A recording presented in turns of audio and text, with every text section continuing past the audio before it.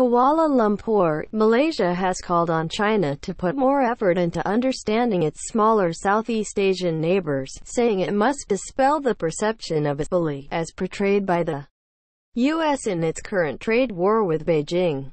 Deputy Defense Minister Liu Chintong said Beijing must also realize its sheer size when seeking support from smaller countries like Malaysia in the ongoing trade war. For China to emerge as a credible benign great power, China will need to treat Southeast Asian states exceedingly well to prove to the world that China's rise is no threat to the region. Liu said in a speech at an international forum to mark 45 years of Malaysia-China diplomatic ties. The forum is jointly organized by the University Malaya and Xiamen University.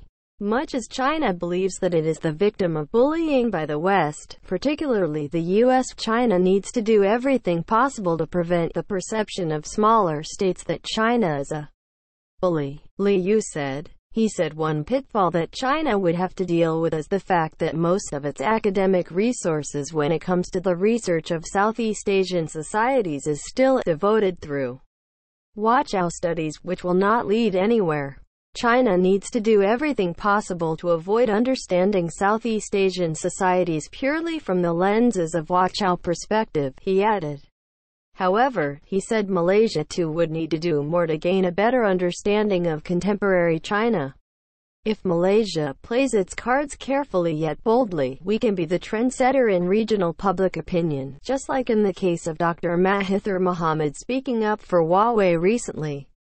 Or in the case of the Belt and Road Initiative, the renegotiation of deals with Malaysia post-2018 election probably encouraged China to put more emphasis on financial transparency in future projects. But for Malaysia to play this activist middle power role through proactive diplomacy and advocacy, we will need to organize ourselves better as a nation to harness Malaysia's potential. Malaysia needs to understand contemporary China better and in a much deeper way.